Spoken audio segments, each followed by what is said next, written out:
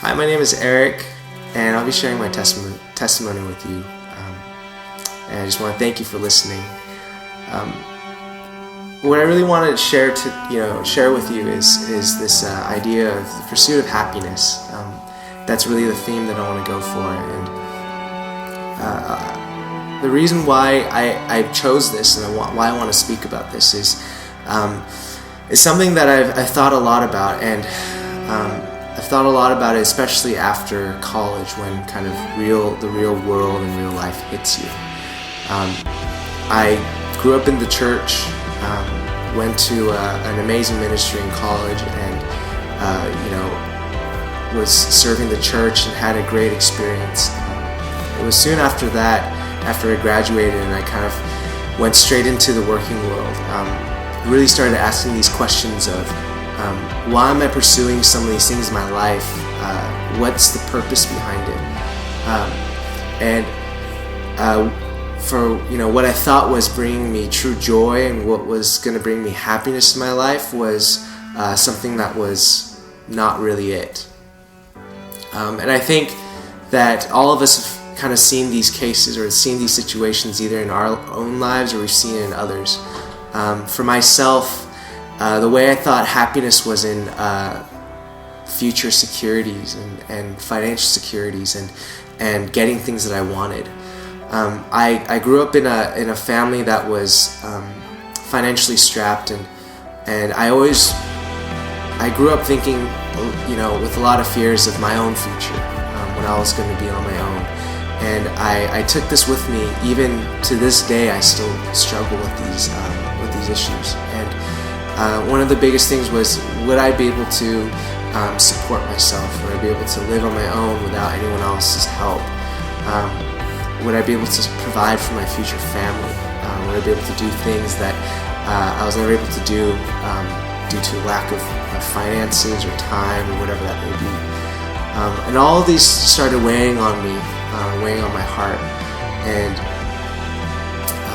what happened was, after kind of the idealistic and the very kind of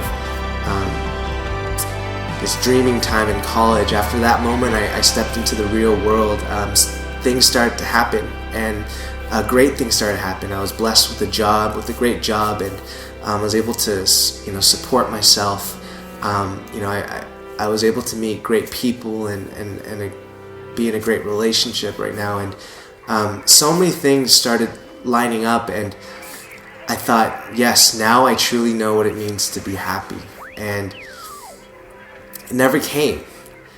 I finished my job 8 to 5, came home, and just kind of, made dinner and got ready for the next day. And this, habitual thing that's going over day after day,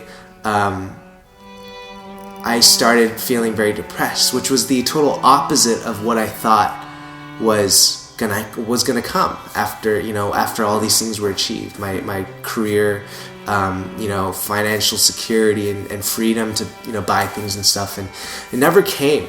And it really started to make me ask that question, then what am I doing all this for? What was I thinking? What was this happiness that I was looking for? And there's a couple verses that really spoke about this.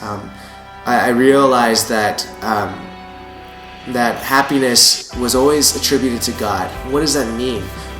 The church had always told me, God is happiness, God is joy. Pursue Him, be in Him, and you will find happiness. You'll find true joy. But I never could make that connection.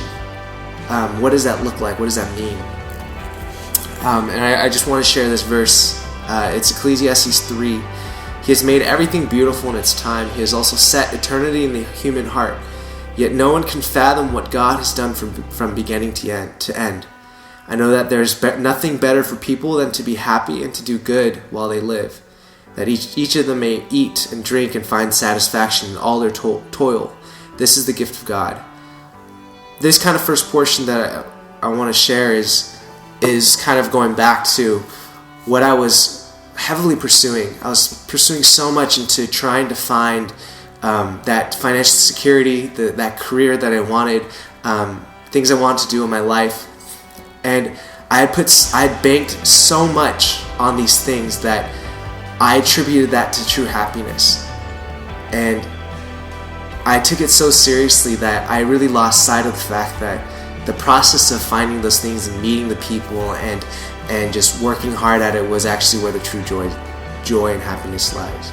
And I really think that that's why this Ecclesiastes 11 is that's what it's talking. And it really spoke to me that God has made everything beautiful in His time. He has set eternity in our hearts, and but no one can understand what that means, what that truly means. And because of that, there's nothing better for us to do than just to enjoy life. And I guess that's really where I've really understood, and I've understood this, is to enjoy life, is to enjoy what God has created and what God has set before us. Ecclesiastes 3 also kind of goes on, and it says, I know that everything God does will endure forever. Nothing can be added to it and nothing taken from it. God does it so that people will fear Him. Whatever has already been, and what will be has been before, and God will call the past to account.